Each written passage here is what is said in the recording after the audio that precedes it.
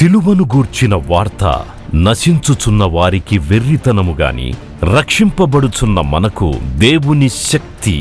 1 కొరింథీ 1:18. United peoples fellowship UPF నిర్వహించు సిలువ ధ్యానములు. 40 రోజులు ఉపవాస ప్రార్థనలు. 2026 ఫిబ్రవరి 23వ తారీఖు నుండి ఏప్రిల్ 3వ తారీఖు వరకు ఉదయం 4 గంటల నుండి ఉదయం 7 గంటల వరకు Mennonite brother and Bethel church, mission compound, Golconda cross roads, Musheerabad, Hyderabad. ఆహ్వానించువారు ప్రభువు దాసురాలు Joy Cherian garu, senior pastor, UPF Hyderabad. YouTube, Instagram, Facebook మరియు జూమ్ ద్వారా ప్రత్యక్ష ప్రసారం. Zoom meeting ID 9550504718, passcode 7777. వివరములకు 9550504718, 9030757571. అందరికీ ఆహ్వానము. ప్రభువా, నాయన తండ్రి, దీనిలో మీరు గొప్పగా ఆశీర్వదించి కరుణించి తండ్రి నీ దేవుని ప్రభువా క్రమంలో మేమందరం ఉండడానికి సహాయం దయచేయండి. తండ్రి నీ సేవ చేయడానికి ఉన్న శక్తి మాకు అందరికీ దయచేయండి. ప్రభాత వేళలో నేను వెతకడానికి మీరు మాకు ఏర్పాటు చేసినందుకు నేను స్తుతిస్తున్నాను. వారి ఇబ్బందులు ఇక్కట్ల నుండి విడిపించండి తండ్రి. నీ సన్నిధిలో పర్వతములు కూడా మైనం వలె కరిగిపోతుంది అన్నావు తండ్రి. ఇంత గొప్ప సన్నిధి మరి అందరికీ మీరు తండ్రి అనుకూలపరిచినందుకు వందనాలు చెల్లిస్తున్నాను. ఈ సంఘాన్ని దీవించండి. వివిధ మాధ్యమాల గుండా దేవుని వాక్యం వింటున్న ప్రతి ఒక్కరిని ఆశీర్వదించమని, నీ దాసరాలను మరుపరుచుకొని చక్కని వాక్యం దయచేయమని, మా అందరితో మాట్లాడమని ప్రభువా, మా జీవితంలో ఏవి పొందుకోవాలి, ఏది పోగొట్టుకోవాలి నేర్పమని యేసు నామములో అడుగుతున్నాను తండ్రి. ఆమేన్. హల్లెలూయా. కల్వరి గిరిపై సిలువ భారం భరించితివా ఓ నా ప్రభువా. కల్వరి గిరిపై సిలువ భారం భరించితివా ఓ నా ప్రభువా. నీ రక్తమును సిలువ పైన అర్పించితివా నా పాపముపై. నీ రక్తమును సిలువ పైన అర్పించితివా. కుంటరులంతా పట్టి కట్టి తిట్టుచు నిన్ను కొట్టిర తండ్రి. కుంటరులంతా పట్టి కట్టి తిట్టుచు నిన్ను కొట్టిర తండ్రి. తిట్టుచు నిన్ను కొట్టిర తండ్రి. నా పాపముకై నీ రక్తమును సిలువ పైన అర్పించితివా. నా పాపముకై నీ రక్తమును సిలువ పైన అర్పించితివా. కల్వరి గిరిపై సిలువ భారం భరించితివా ఓ నా ప్రభువా. నా పాపముపై నీ రక్తమును సిలువ పైన అర్పించితివా. నా పాపముకై నీ రక్తమును సిలువ పైన అర్పించితివా. కల్వరి గిరిపై సిలువ భారం భరించితివా ఓ నా ప్రభువా. హల్లెలూయా.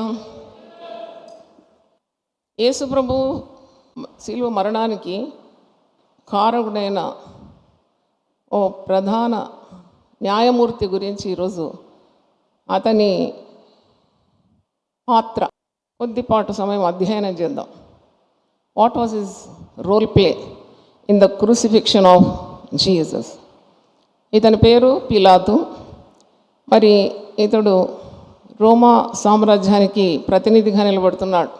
రోమా చక్రవర్తికే ప్రతినిధి, అంటే యూదయ ప్రాంతంలో గవర్నర్గా పనిచేస్తున్నాడు. మీకు తెలుసు, యూదయ దేశం అంతా రోమా సామ్రాజ్యానికి అధికారానికి లోబడి ఉంది. అంటే ఒకరిని సిలువకు అప్పగించాలంటే రోమా ప్రభుత్వం యొక్క సెలవు కావాలి, రోమా ప్రతినిధి అయిన గవర్నర్ అనుమతి కావాలి. మరి ఇతని పాత్ర గవర్నర్ పిలాతు, ఇతనిలో మనం కొన్ని కార్యాలు చూసినప్పుడు మనకు అర్థమవుతుంది ఇతడు చపలచిత్తుడని, రాజీ పడే వ్యక్తి అని, ఒక నిర్ణయం తీసుకోవడానికి శక్తి లేదని, ద్వంద్వ తలంపులు గలవాడని, మరి ప్రజలందరికీ భయపడేవాడని, తన పదవి గురించి ఉన్న భయం ఉందని, ఏదైనా నిర్ణయం యేసుప్రభు గురించి తీసుకుంటే వెంటనే మతాధికారులకు భయం, ప్రజలందరికీ భయం, వారు అతని పదవి నుండి తొలగిస్తారా లేక రోమా ప్రభుత్వానికి భయపడుతున్నాడు. అంటే అన్నిటికీ మరి భయపడుతున్న వ్యక్తి ఒక పిరికివాడని నాకు అనిపించింది. నేను ఇతని గురించి చదివినప్పుడు he does not have the guts to take the right decision. అంటే ఈ పిలాతు గురించి నేను అధ్యయనం చేసినప్పుడు పదవి ఉంది, స్థానం ఉంది, మరి ఒక పని ఆయనకు అప్పగింపబడింది, ఒక నిర్ణయం తీసుకోవాలి, యేసుప్రభు గురించి నిర్ణయం తీసుకోవాలి. ప్రజలందరూ కేకలు వేస్తున్నారు, మాకు బరబ్బాను మీరు విడుదల చేయండి, యేసుప్రభుని మీరు సిలువకు అప్పగించండి. సో ఇప్పుడు ఇతను ఒక నిర్ణయం తీసుకోవాలి. యేసుప్రభును సిలువకు అప్పగించడం న్యాయమా? న్యాయమే కాదు. ఇతనిలో ఏ దోషం లేదని ముమ్మారు చెప్పినాడు. Is innocent, is innocent, is innocent.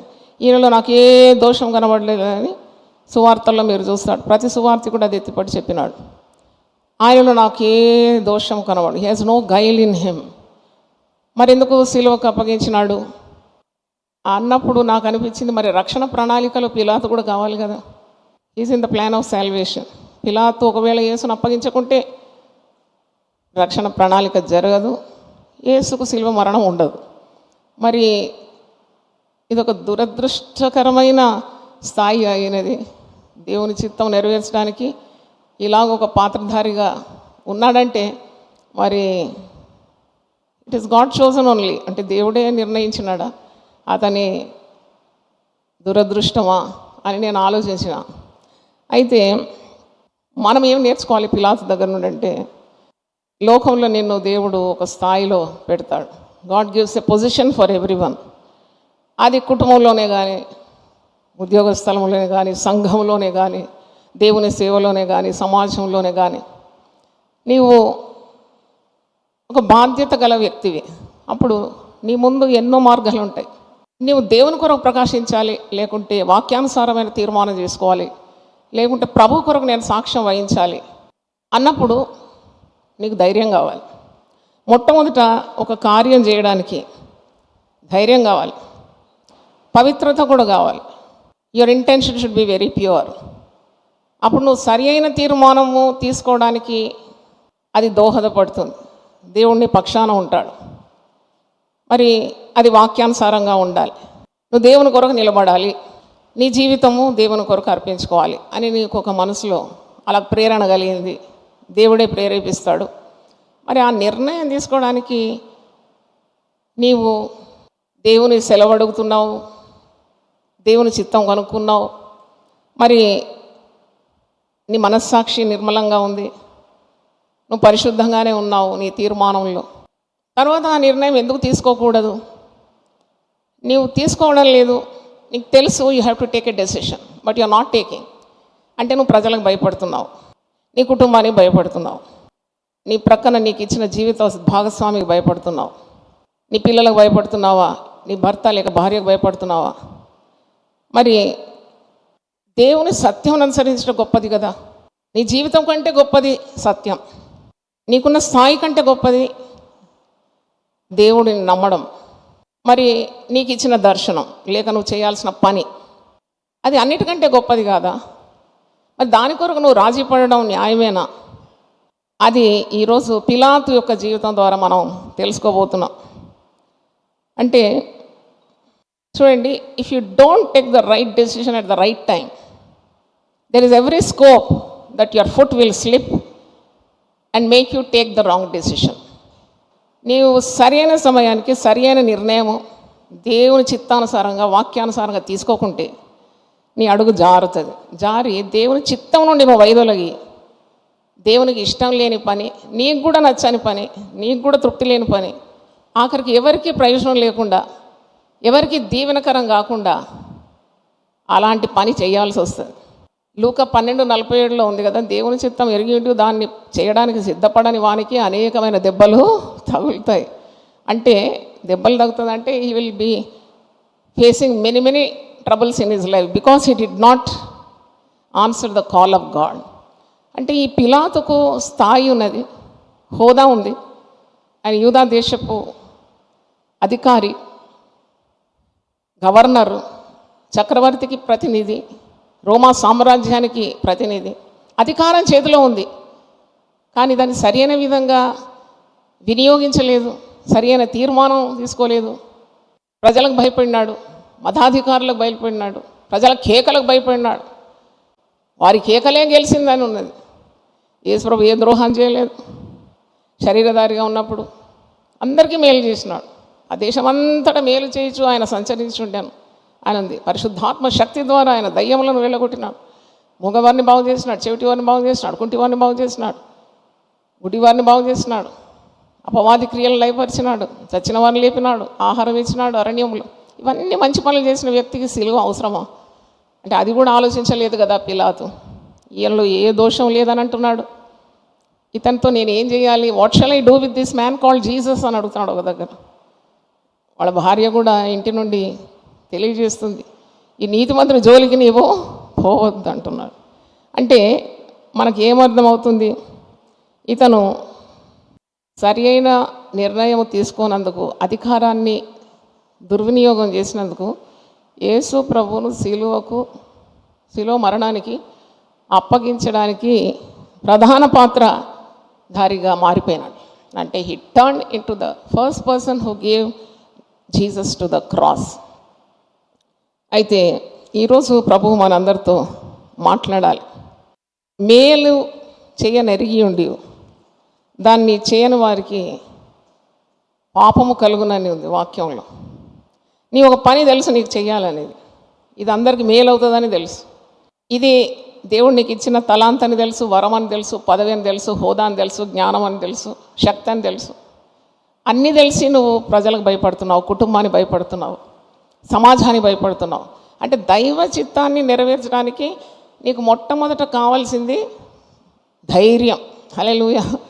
నన్ను అడిగితే పరిశుద్ధాత్మ శక్తి యొక్క మొట్టమొదటి ఫలం నాకు ధైర్యం అనిపిస్తుంది. ఎందుకంటే పిరికి వారైన శిష్యులందరూ కూడా పరిశుద్ధాత్మ పొందిన తర్వాత వారు సాహసవంతులైపోయినారు, ధైర్యశాలులు అయిపోయినారు. వారు మానవాతీతమైన పనులు చేసినారు, లోకాన్నే తలక్రిందులుగా మార్చినారు. అంటే courage comes from your conviction towards God. ఆ పరిశుద్ధాత్మ బలం చేతనే నువ్వు ఏదైనా పని, ఒక కరెక్ట్ డెసిషన్, ఒక రైట్ డెసిషన్ నీ జీవితంలో తీసుకోగలుగుతావు. పరిశుద్ధ గ్రంథంలో చూసినప్పుడు God hates the double minded అను, ద్విమనస్కులను యెహోవా ద్వేషించును. అంటే నువ్వు అటు చేయాలనుకుంటున్నావు, ఇటు చేయాలనుకుంటున్నావు, నువ్వు అందరినీ ప్రీతిపరచాలనుకుంటున్నావు, you have to compromise with so many people. అంటే దేవుని కార్యం చేయడానికి రాజీ పడడం దేవుని చిత్తమా? నన్ను అడిగితే you have nothing to compromise when it comes to God. దేవుని విషయంలో నువ్వు ఎవరితో రాజీపడే అవసరం లేదు. సమాధానంగా ఉండాలి, సమాధానాన్ని వెతికి వెంటాడాలి, నీకు ఇచ్చిన బాధ్యతలన్నీ చక్కగా చేయాలి. కానీ దేవుడే నిన్ను ఒక పనికి నియమించినప్పుడు ఆ పని కొరకు నీ పిరికితనం అవసరం లేదు. నువ్వు పరిశుద్ధాత్మ పూర్ణతతో దేవుని చిత్తాన్ని జరిగించాలి. అది అందుకే రోమా 8:32 నుండి చివరి వరకు మీరు చదువుతారు. క్రీస్తు ప్రేమ నుండి నన్ను ఎడబాపు శక్తి ఏంటి? There is no power that can separate me from the love of God. అలాగూ అంటే ఈ పిలాతు మనకు ఎన్నో పాఠాలు బోధిస్తాడు. ఆయన పాత్ర అధ్యయనం చేస్తే, if you do the character study of పిలాతు, గవర్నర్ పిలాతు గురించి చదివితే మనకు ప్రజలకు మనకు దేవునికున్న బంధాన్ని చాలా స్పష్టంగా చేస్తాడు దేవుడు. అయితే ఇతనిది డబుల్ మైండ్, రాజీ పడే మనస్తత్వం. ఒక ప్రక్క న్యాయం చేయాలి యేసు ప్రభువుకు అనే కోరిక ఉన్నా, మరో ప్రక్క తన పదవికి కీడు కలుగుతుందని, he may be displaced as the governor for supporting Jesus. ఒకవేళ ఆయన పదవి పోతుందని ఒక భయం ఉంది. తర్వాత ప్రజల తిరుగుబాటు కొరకు భయపడుతున్నాడు. ప్రజల అభిప్రాయానికి లొంగిపోతున్నాడు. చూడండి, తీర్మానం చేయలేకపోతున్నాడు, భయపడుతున్నాడు. The coward dies 1000 times in a day అంట. ఒకరోజు 1000 సార్లు చచ్చిపోతాడంట పిరికివాడు. But the valiant face death only once in their life, but the valiant believer never faces death. చూడండి, పిరికివాడు 1000 సార్లు చేస్తుంటాడు. చెయ్యాలనా వద్దా, ఏమంటారు వాళ్ళు ఏమంటారు, వీళ్ళు ఏమంటారు వాళ్ళు ఏమంటారు. నువ్వు దేవుని కొరకు నిలబడితే ఎవరు ఏమన్నా నీకు అది ఫరక్ పడదు. దేవునికి స్తోత్రం. Be on the side of God. దేవుని పక్షం ఉంటే నీకు విరోధి ఎవడున్నాడు? ఎవడు లేడు. అంటే అందరినీ ప్రీతిపరిచి నీవే పని చేయలేవని నేనైతే నేర్చుకున్నాను. మరి ఇతను భయపడుతున్నాడు, పిరికివాడు. అధికారం ఉంది కానీ ధైర్యం లేదు. అంటే ఈజ్ హ్యావింగ్ ఫియర్స్ అన్నమాట, చాలా భయస్తుడు. ఒక నిర్దోషి అయిన ప్రభువును, ఏ పాపం ఎరుగని ప్రభువును సిలువ మరణానికి అప్పగించి ప్రజలకు అప్పగించేసినాడంట. నాకు అది చాలా బాధ అనిపించింది. మీరు మత్తయి సువార్త 27 చూడండి, 27, 25, 26 చదువుతున్నాం. అందుకు ప్రజలందరూ వాని రక్తం మా మీదను మా పిల్లల మీదను ఉండునుగాక అని. అరే, ఇంత నీతిమంతుని ఎలాగో శిలువ మరణానికి అప్పగించాలి? ఇతనిలో నేనేమి దోషము నాకు కనబడడం లేదు కదా. 24వ వచనంలో పిలాతు అల్లరి ఎక్కువగుచున్నదే కానీ తన వలన ప్రయోజనం ఏమీ లేదని గ్రహించి నీళ్లు తీసుకొని జనసమూహం ఎదుట చేతులు కడుక్కొని, ఈ నీతిమంతుని రక్తంను గురించి నేను నిరపరాధిని, ఐఎమ్ ఇన్నోసెంట్, నాకు తెలియదు, మీరందరూ ఈ నీతిమంతుని సిలువేమంటున్నారు, ఈ నీతిమంతుని రక్తం గురించి నేనైతే నిరపరాధిని, మీరే చూసుకొనుడు అని చెప్పాను. కానీ ఇది కూడా ఒక పిరికితనమే కదా. Is blaming others, is not taking the responsibility for himself. అది కూడా గమనించండి. ఏదైనా ఒక కార్యంలో షిఫ్టింగ్ ద బ్లేమ్, ధైర్యంగా దాని కొరకు నిలబడడానికి శక్తి లేకుండా వాళ్ళు అట్ట చేసినందుకే ఇట్ట అయింది, వాళ్ళు కాదు మరొకరు, వాళ్ళు ఎవరు కాదు ఇంకొకరు, నేను కాదు వాళ్ళందరూ అని ఇలాగ shifting the blame. It started in Genesis. మరి ఆది కాండంలోనే ఆరంభమైంది. నువ్వు చేసినావంటే నేను కాదు, నువ్వు నాకు ఇచ్చిన భార్య అంట, నువ్వా అంటే కాదు సర్పం అంట. అలాంటి మనస్తత్వం కూడా ఈ పిలాతుకుంది. ఏమంటున్నాడంటే, నేనైతే ఈ నీతివంతుని రక్తంను గురించి నిరపరాధిని, మీరే చూసుకొనుడు అని చెప్పాను. అందుకు ప్రజలందరూ వాని రక్తము మా మీదను మా పిల్లల మీదను ఉండునుగాక అని. ధైర్యం చూడండి, ప్రజలకు మా పిల్లల మీద ఉండే. మనం ఏదైనా మనం ఎట్లాగున్నా మన పిల్లలు బాగుండాలనే కోరుకుంటాం, కానీ ఆ శాపము మా మీద రాని, ఆ రక్తాపరాధం మా మీద రాని, మా పిల్లల మీద రాని అంటున్నారు.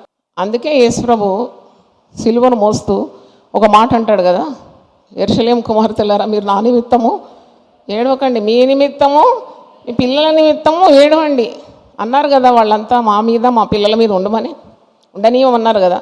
అందుకే ఏడవాలి, ఏడిస్తే కానీ శాపం పోదని అర్థం. ఈ రక్తాపరాధం, నిర్దోషి నిష్కల్మషుడు పరిశుద్ధుడు ఆయన యేసు రక్తం, ఆ అపరాధం పిల్ల తరానికి ఉండకుండా ప్రార్థన చేసుకోమన్నాడు యేసుప్రభు. మీ నిమిత్తం కూడా చేసుకోండి, మీ పిల్లల నిమిత్తం కూడా చేసుకోండి. అసలు కనుకుంటేనే భాగ్యం, పిల్లలుగా నన్ను తల్లే భాగ్యం, పాలు కుడిచని స్తనములే ధన్యమైనవి అన్నాడు. అంటే ఈ రోజుల్లో అవే మనం చూస్తున్నాం. అంటే is trying to escape his responsibility. అందుకు ప్రజలందరూ వాని రక్తం మా మీదను మా పిల్లల మీద ఉండుగాక. అప్పుడు అతడు వారు కోరినట్టు బరబ్బాను వారికి విడుదల చేసి యేసును కొరడాలతో కొట్టించి సిలువ వేయ అప్పగించాను. అది చాలా కఠినం అనిపించింది నాకు. యేసు ఒక్కడిగా మిగిలిపోయినాడు. ఆ రాత్రంతా ఒక్కడిగా ఉన్నాడు. ప్రజలందరూ కేకలు వేస్తున్నారు, మాకు యేసు వద్దు, మాకు బర్బా కావాలి. పస్కా పండుగ ఆ సందర్భంలో ఒకరికి విడుదల ఉంటుంది. మరి ఆ విడుదల యేసు ప్రభు కాకుండా బరబ్బాకే కావాలని అంటున్నారు ప్రజలు. బరబ్బానే విడుదల ఇచ్చిన లోకం యొక్క పోకడ చూడండి. మేలు చేసిన యేసు ప్రభు వద్దట. దుర్మార్గుడు, బందిపోడు దొంగ, క్రూరుడు, హత్యాకారుడు, ఏ మంచితనం లేని బరబ్బానే కోరుకుంటుంది లోకం. దీంట్లో పెద్ద వింత లేదని అర్థం. ఇది కూడా మీరు గమనించాలి. విశ్వాసం మమ్మల్ని ఎందుకండి ఊరికి ఏదో అంటున్నారు అని ఏమనకండి. Be quiet and know that is God. నీకు అన్యాయం ఈ లోకంలో సంభవిస్తుంది. యేసు నీకంటే ముందు యేసు నడిచిన మార్గంలో యేసు ప్రభు అనుభవించినాడు. కాబట్టి నీవు నీ పవిత్రతను గురించి కానీ, నీ యథార్థతను గురించి కానీ, నీ నిర్దోషత్వాన్ని వెల్లడిపరచడానికి ఏ ప్రయత్నం చేసే అవసరం లేదు. అది నేనైతే నిర్ణయించుకున్నాను. There is no need to prove your innocence. ఎక్కడ కూడా యేసు ప్రభు తాను నిర్దోషినని, తాను ప్రజలకు మేలు చేసినానని, ఏ కీడు ఎవరికి తలంచలేదని, తాను చేసిందంతా దైవ చిత్తానుసారమని, తాను ప్రజలకు ప్రాణం పెట్టడానికి వచ్చినానని నోరు తెరిచి ఒక మంచి మాట చెప్పలేదు. అంటే నేను ఇందుకొరకే, నన్నెందుకు ఇలాగ అడుగుతున్నారు, నన్నెందుకు బాధ పెడుతున్నారు, నేనేం చేసినాను, సిలువకు అప్పగించినాను, నేను ఏ పాపం ఎరగని వానని ఎక్కడైనా మాట్లాడినాడా? మీరే చెప్పండి. ఎన్ని ప్రశ్నలు అడిగినా దేనికి కూడా ఉత్తరం ఇవ్వలేదు. మౌనంగా ఉన్నాడు అన్నమాట. అందుకంటారు సైలెన్స్ ఈజ్ గోల్డెన్. నిశ్శబ్దానికి ఉన్నంత విలువ మరి ఇంకా దేనికి లేదు. చూడండి, మౌనంగా ఉన్నాడు. ప్రత్యుత్తరం ఏమీ ఇవ్వలేదండి. అన్నిటికీ చీటికి మాటికి ప్రత్యుత్తరం ఇవ్వాలని ఒక బుద్ధి చాలామందిలో ఉంటుంది. To prove their innocence need not. If you are a believer and if you are in the centre of God's will, నువ్వేమి నీ నిర్దోషత్వాన్ని వెల్లడిపరచడానికి ఉన్న ప్రయత్నాలన్నీ మానుకో. In quietness and confidence shall be your strength. మీరు ఊరకుండి నమ్మకొనటం వలన మీకేం కలుగుతుందంట? బలం కలుగుతుంది. నీ నీతి, నీ యథార్థత మిట్ట మధ్యాహ్నం వల్లే దేవుడు తీసుకొస్తాడంట. దేవుని నీతి, దేవునికి స్తోత్రం. అప్పుడు ప్రజలందరూ తనుకుంటారు. కొన్నాళ్ళు అంటారేమో, నిన్ను పేర్లు పెట్టి పిలుస్తారేమో. Finally the good that you carry in your heart will be openly demonstrated by God. కానీ ఇక్కడ యేసు ప్రభు నోరు ఇప్పలేదు. ఆయనను ప్రజల వైపు పడేస్తున్నాడు, అప్పగించేస్తున్నాడు. వాళ్ళు ఏమన్నా చేస్తున్నారు. అంతమంది జనం, ఒక్క యేసు ఒంటరిగా వెళ్ళిపోయినాడు. ఎట్లుంటుందండి? జనసమూహం అంతా దొమ్మిగా పడి కొట్టి తిట్టి ఉమ్మి చెడ్డ మాటలు బూతులు. దానికంతా యోగ్యుడా ప్రభు?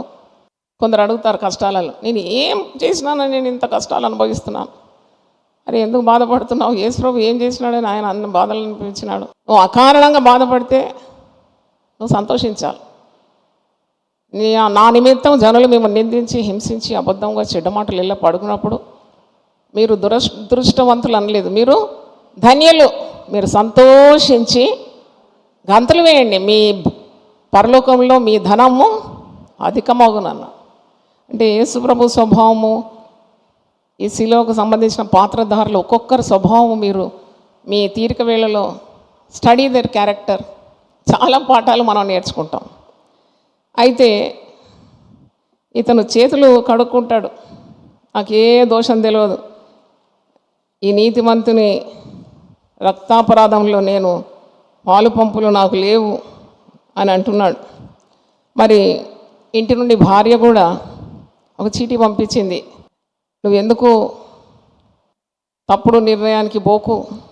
మత్తయి సువార్త 27:10 చదవండి, 19. మాథ్యూ 27:19.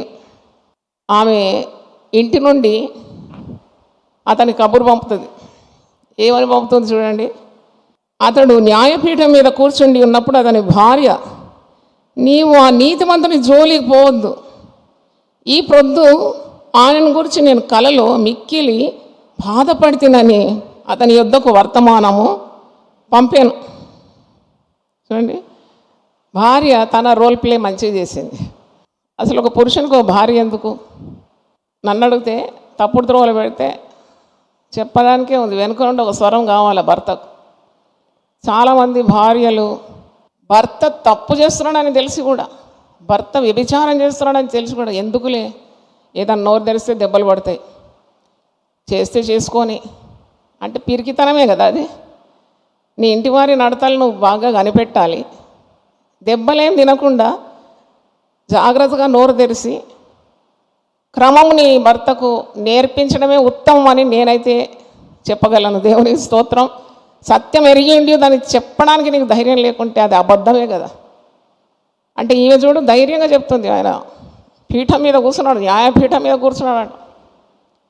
న్యాయపీఠం కూర్చున్నా లోకానికి చక్రవర్తి అయినా భార్య స్థానం భార్యకే ఉంటుంది. దేవునికి స్తోత్రం. సంతోషం ఉంటే చప్పట్లు కొట్టి దేవుని స్తుతించండి. అబ్రహాంతో కూడా అన్నాడు దేవుడు, నీ భార్య శారాయి మాట విను. చూడండి, మరి పురుషునికి ఒక సాటి అయిన సహాయకురాలుగా దేవుడు భార్యని ఇచ్చినాడు. పక్క టెమర్క నుండి తీసినాడు, తల నుండి తీయలేదు. అతని మీద అధికారం చెలాయించాలని కాదు, అతని కాళ్ళ నుండి తీయలేదు, అతడి మీద తొక్కి పట్టాలని కాదు, పక్క నుండి తీసినాడు. అంటే ఎంత important, how important she is equal to her mate. తప్పు చేస్తే చెప్పాలి. ఆమె జ్ఞానము కలిగి ఏం చేస్తుంది? నోరు తెరిచింది ఈమె జ్ఞానం కలిగి. ఎందుకయ్యా లేనిపోని శాపం మన కుటుంబానికి. ఒకడు నాకు తెలుసు, అంటే కొన్ని సంవత్సరాల ముందు, దాదాపు 20-25 సంవత్సరాల ముందు, ఒకటి చర్చ్ ట్రెజరర్ అంట. అది పేరు పొందిన చర్చే. ఆ ధనాగారంలో వచ్చే డబ్బంతా మింగేస్తున్నాడు. చర్చ్ ట్రెజరర్ కదా అని అందరు నమ్మి తను విరాళాలు కూడా డైరెక్ట్గా ఇస్తున్నాడు. అది లెక్కలోకి తేకుండా అన్నీ స్వతహా చేసేస్తున్నాడు, ఖాళీ చేసేస్తున్నాడు. తింటున్నాడు, తాగుతున్నాడు, మిత్రులు ఉన్నారు, త్రాగడం, పేకాట, వ్యభిచారం, కుటుంబానికి డబ్బులు తెచ్చిస్తున్నాడు, నోట్ల కట్ట. అది ఆయన డబ్బు కాదు, అది ఎవరి డబ్బు? అది దేవుని డబ్బు. అంటే భయపడవా?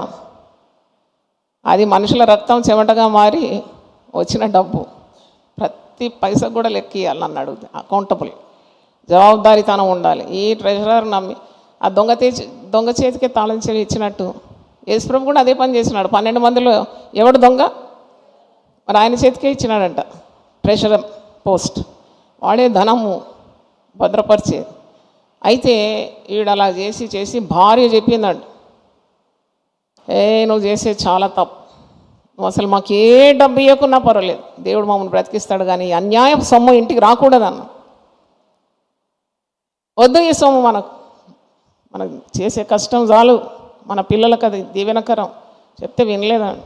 ఈజీ మనీ కదా, ఈజీ మనీ ఇంటికి చేరుతూ ఉంది.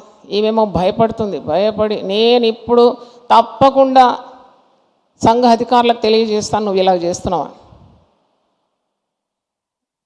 2-3 లీటర్ల పెట్రోల్ ఆమె మీద పోసి తగలబెట్టేసినాడు.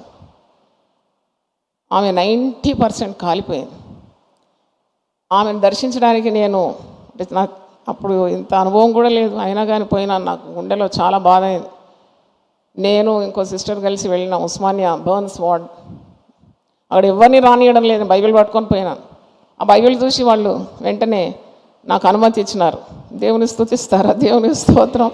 ఈ బైబిల్ భలే ఉంది. ఇది పట్టుకొని పోయినాను, తెల్ల చీర కట్టుకొని మంచిగా దేవుని సేవకురాలుగా పోతే అక్కడ నన్ను ఎవ్వరు ఆపలేదండి.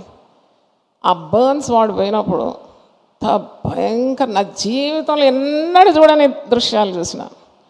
పెంక మీద చేపలు వేయించితే ఎట్లుంటుంది అలాగూ కాలి బొగ్గై చారడు బాడీస్ ఊపిరిలో ఉండేవారు. ఈమె బెడ్ వెతుక్కుంటూ వెళ్ళినాను, మొత్తం కాలిపోయింది. 95% కాలిపోయిందంటే ఇట్లా కన్ను కూడా కనబడతలేదు. జాయం వచ్చిందంటే మూలుగుతుంది అంతే. అవి చనిపోయింది. నాకు అనిపించింది అది వీర మరణం అనిపించింది. హల్లెలూయా. మీకెంతమంది అనిపిస్తుంది అట్లా? That is real martyrs death కదా అది. She stood for truth. ఆమె సత్యం కొరకు నిలబడింది. చూడండి, శాపగ్రస్తమైన డబ్బు మా ఇంటికి రాకూడదు, నా పిల్లలు అది అనుభవించొద్దని తీవ్రమైన పట్టుదల. అలాగూ సత్యం కొరకు నిలబడడానికి ఎంతమందికి ఉంది ధైర్యం? అదే నేను చెప్పినట్టు గంగిరెద్దులాగా ఇటు సై అటుకుండా సై. లోక జ్ఞానం ఉండాలండి, ఆత్మీయ జ్ఞానంతో పాటు. నీకు ఎందుకు ఈ లోక జ్ఞానం? పైనుండి వచ్చే పరిశుద్ధమైన పవిత్రమైన జ్ఞానం ఉంటే చాలు నీకు. స్తోత్రం, హల్లెలూయా. లోకంలో నేను దేవుడు బలమైన సాధనంగా వాడుకుంటాడు. తన సెలవు లేకుండా నీకు ఏ కీడు రాదు కదా, మళ్ళీ ఎందుకు ఈ పిరికితనం? అంటే పరిశుద్ధ గ్రంథంలో ఒకసారి మీకు చదివి వినిపించిన సత్యం నిమిత్తం ఎత్తిపట్టుటకై దేవుడు తన భక్తుల చేతిలో ఒక ధ్వజం ఇచ్చినాడంట. ఎవరైనా చెప్పగలుగుతారు ఎక్కడుందని? 60వ కీర్తన 4వ వచనం, సామ్ 64. సత్యం నిమిత్తం ఎత్తిపట్టుటకై నీ యందు భయభక్తులు గల వారికి నీవు ఒక ధ్వజము ఇచ్చి ఉన్నావు. ధ్వజం ఎప్పుడు కూడా విజయానికి సంకేతనం. Banner held high indicates victory. సత్యం నిమిత్తం ఎత్తిపడుటకై నీ యందు భయభక్తులు గల వారికి నీవు ఒక ధ్వజం ఇచ్చి ఉన్నావు. అంటే అలాంటి ధైర్యం పిలాతులో మనం చూడం. నేను చెప్పినట్టు పిరికివారే మొట్టమొదట నరకంలో పడతారు. ఈ జీవితంలో బ్రతికేది కొన్నాళ్ళైనా ధైర్యాన్ని కోరుకోవాలి. మనకు పిరికితనం గల ఆత్మని ఇవ్వలేదంట. 2 తిమోతి 1:7. మనకు పిరికితనం గల ఆత్మని ఇవ్వలేదు, ధైర్యము, శక్తి, ఇంద్రియ నిగ్రహం గల ఆత్మనే ఇచ్చాం. భయం గురించి దాదాపు 100 ప్రసంగాలు చేసినాను 2 సంవత్సరాలు. ఇంకా చేయాలని ఆశ ఉంది. ప్రార్థన చేయండి, పుస్తకం కూడా బయటికి రావాలి.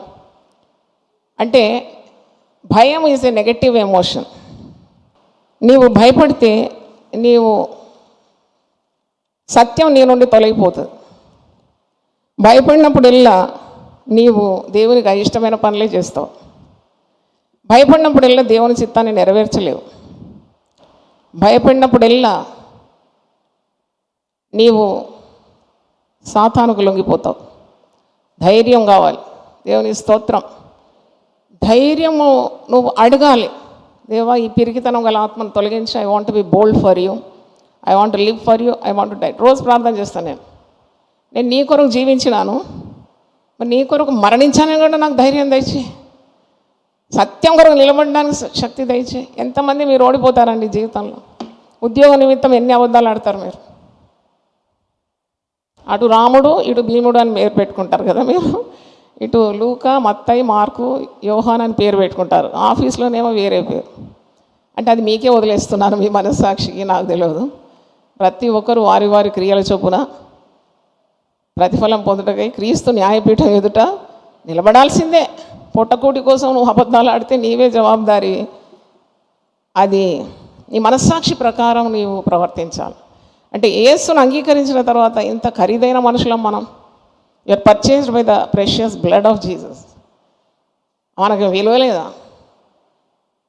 Most precious people on earth is no one but those who follow Jesus. Hallelujah. నేను క్రిస్టియన్స్ అనను. నేను క్రైస్తవత్వం ఒక మతం కాదు, ఇది ఒక మార్గం. క్రీస్తు సాక్షిగా నువ్వు ఉన్నావంటే నీకంటే మించిన భాగ్యం మరొకరికి లేదు. హల్లెలూయా.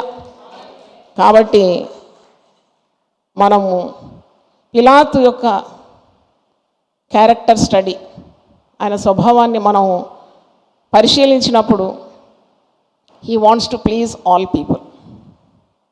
చాలామంది ఇలాగ అనుకుంటారు, అందరినీ నేను ప్రీతిపరచాలి. The one who tries to please all people ends up pleasing none అంట. అందరినీ ప్రీతిపరచాలి, అందరితో బాగుండాలి.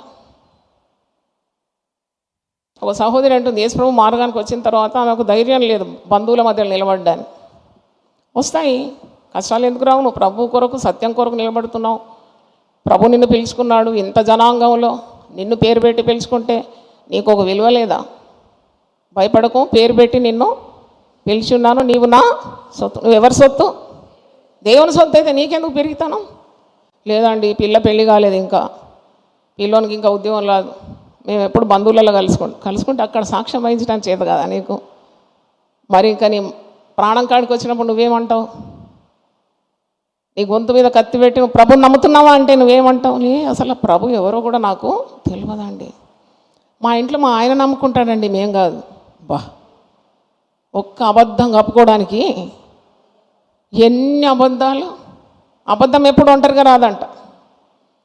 Sin never comes alone. అబద్ధం ఒంటరిగా రాదు. ఆ అబద్ధాన్ని కప్పడానికి ఇంకొక అబద్ధం, ఇంకొక అబద్ధం. నువ్వు అపవాది సంబంధిగా మారిపోతావు. సత్యం కొరకు నిలబడుకుంటే నీవు సత్య సంబంధి సత్యవంతుడైన ప్రభు పక్షాన కావు నువ్వెవరి పక్షాన ఉంటావు? అపవాది పక్షాన అయిపోతావు. ఎందుకంటే వాడు మొదటి నుండి అబద్ధికుడేనంట. వాడు అబద్ధములకు జనకుడు. మరి అలాంటి ధైర్యం కావాలి బ్రతకాలంటే. ఈరోజు మీరు పిలాతు గురించి మత్తయి సువార్తలో ఉంది, మార్క్స్ సువార్తలో ఉంది, లూకాలో ఉంది, మరి యోహాన్ సువార్తలో ఉంది. మీరు ఆ వాక్య భాగాలు తీసి చదవండి. You have lots to learn about Pilate and his decision. అయితే యోహాన్ సువార్త 18 రండి. ఇక్కడ ఒక ప్రశ్న అడుగుతున్నాడు యేసు ప్రభువుని, ఒక ప్రశ్న అడుగుతున్నాడు పిలాతు. ప్రశ్న చాలా బాగుంది. దానికి జవాబు యేసు ప్రభు ఇచ్చేలోగా మళ్ళీ ఇంకొక కార్యానికి వెళ్ళిపోతున్నాడు. ఆ జవాబు వినడానికి ఉన్నంత ఓపిక కూడా పిలాతుకు లేదు కదా అని అనిపించింది. ఇతడు సత్యాన్ని వెతికేవాడి. సత్యం అంటే ఇష్టమే కానీ సత్యం అమల్లోకి తేవడానికి ఉన్న ధైర్యము లేదు. యోహాను సువార్త 18:33 నేను చదువుతున్నాను. పిలాతు తిరిగి అధికార మందిరములో ప్రవేశించి యేసును పిలిపించి, యూదుల రాజువు నీవేనా అని ఆయన అడగగా, యేసు నియంత్రణ నీవే ఈ మాట అనుచున్నావా, లేక ఇతరులు నీతో నన్ను గూర్చి ఇది చెప్పిరా అని అడిగాను. అందుకు పిలాతు, నేను యూదుడనా ఏమి? నీ స్వజనమును ప్రధాన యాజకులను నిన్ను నాకు అప్పగించిరు కదా, నీవేమి చేస్తావు అని అడగగా, యేసు నా రాజ్యము ఈ లోక సంబంధమైనది కాదు.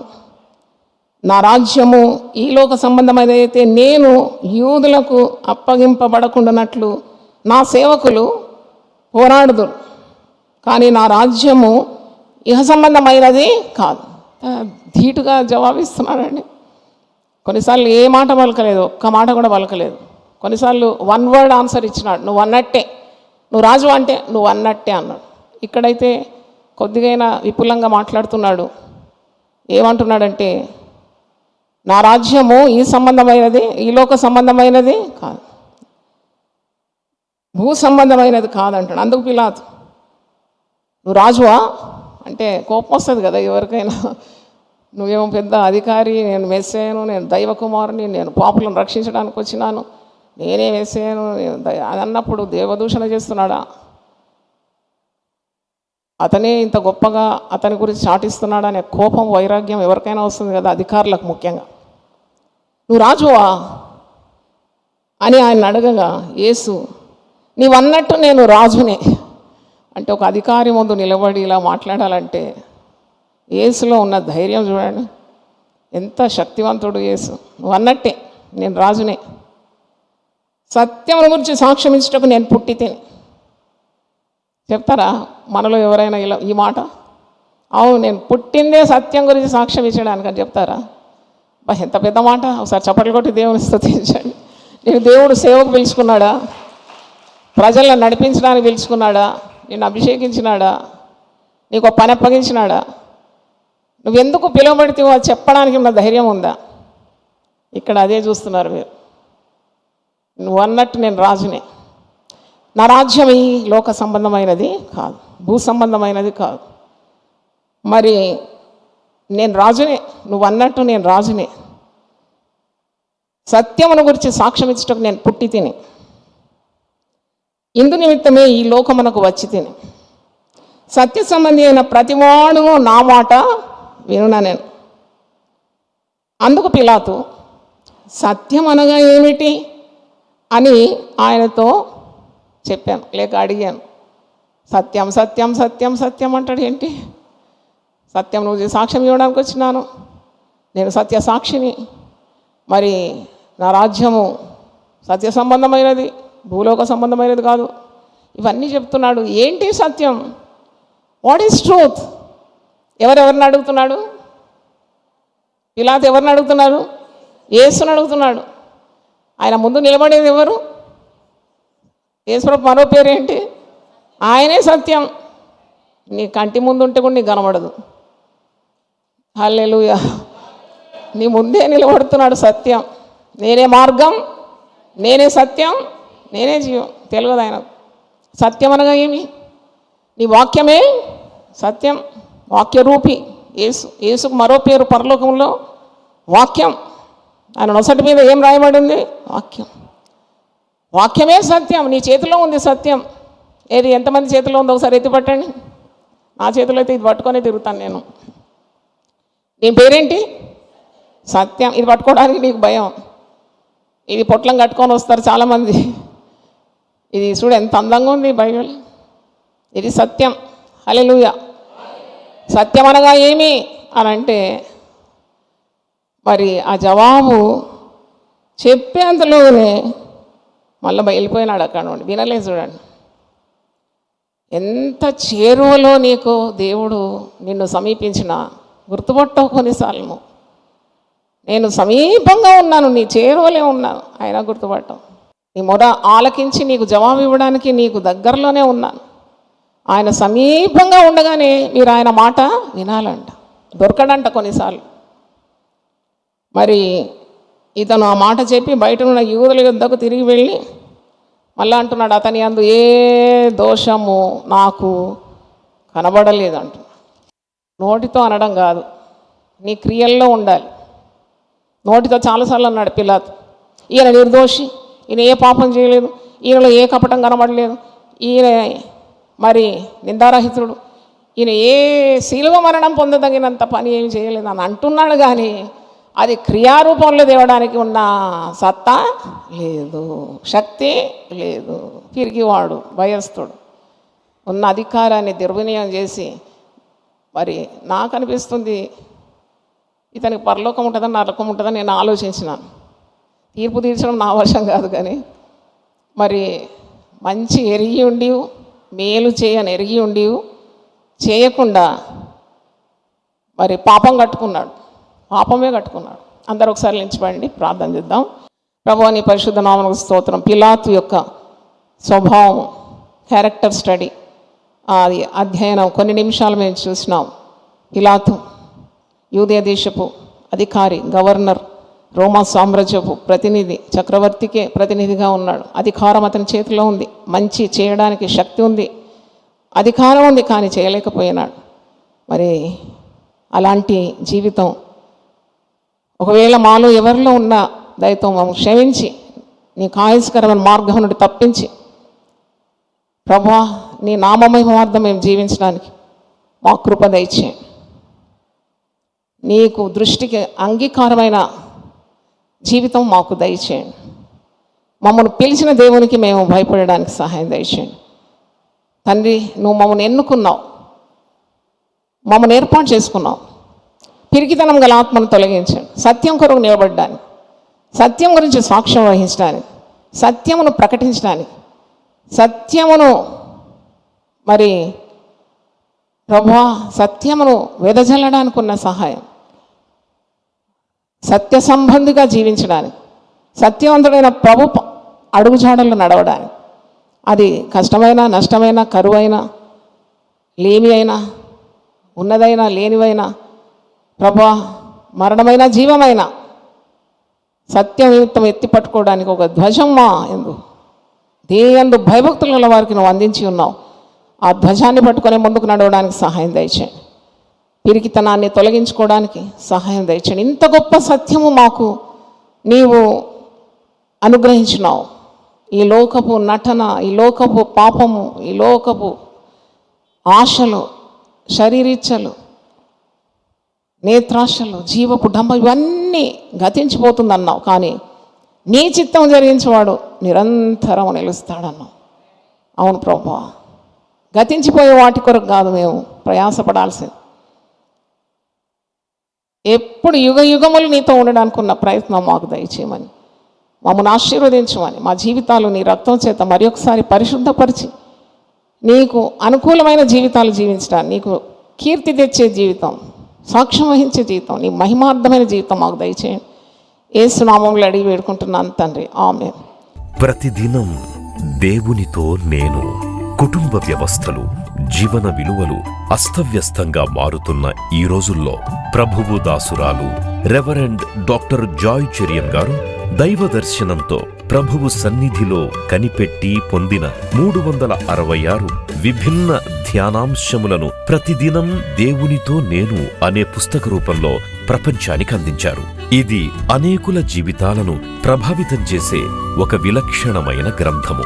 పరిశుద్ధాత్మ దేవుడు ఈ పుస్తకమును పఠించే ప్రతి ఒక్కరిని స్పృశించి శక్తితో నింపునుగాక. ఈ పుస్తకాలిప్పుడు అందరికీ అందుబాటులో ఉన్నాయి. ఈ నూతన సంవత్సరంలో దీనిని మీరు ధ్యానించండి, మీ బంధుమిత్రులకు ఆత్మీయ బహుమతిగా అందించండి. పుస్తక ప్రతుల కొరకు సంప్రదించవలసిన ఫోన్ నంబర్లు 9550504718, 9030757571.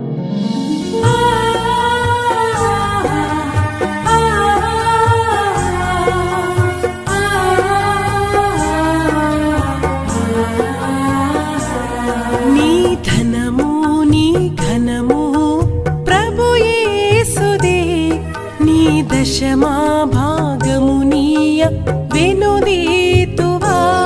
నీ ధనము నీ ఘనము ప్రభు యేసుదే, నీ దశమా భాగమునీయ వెనుదీతువా. ధరలోన ధనధాన్యములనీయగా కరుణించి కాపాడి రక్షింపగా. ధరలోన ధనధాన్యములనీయగా కరుణించి కాపాడి రక్షింపగా. పరలోకనాదుండు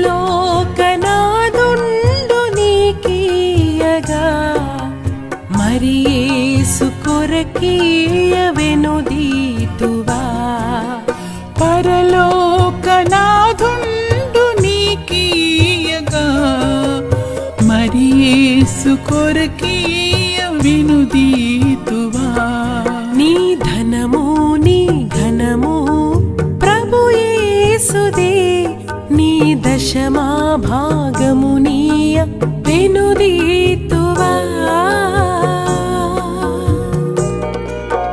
పాడి పంటలు ప్రభువు నీకీయగా కూడు గుట్టలు నీకు దయచేయగా.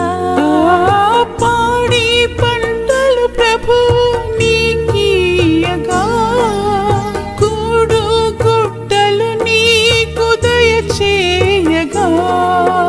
వీడంగ ప్రభు యేసు నామంబును గడువేల. సిలువను గూర్చిన వార్త నశించుచున్న వారికి వెర్రితనముగాని, రక్షింపబడుచున్న మనకు దేవుని శక్తి. 1 కొరింథీ 1:18. యునైటెడ్ పీపుల్స్ ఫెలోషిప్ UPF నిర్వహించు సిలువ ధ్యానములు. 40 రోజులు ఉపవాస ప్రార్థనలు. 2026 ఫిబ్రవరి 23వ తారీఖు నుండి ఏప్రిల్ 3వ తారీఖు వరకు ఉదయం 4 గంటల నుండి ఉదయం 7 గంటల వరకు Mennonite brother and Bethel church, mission compound, Golconda cross roads, Musheerabad, Hyderabad. ఆహ్వానించువారు ప్రభువు దాసురాలు Joy Cherian garu, senior pastor, UPF Hyderabad.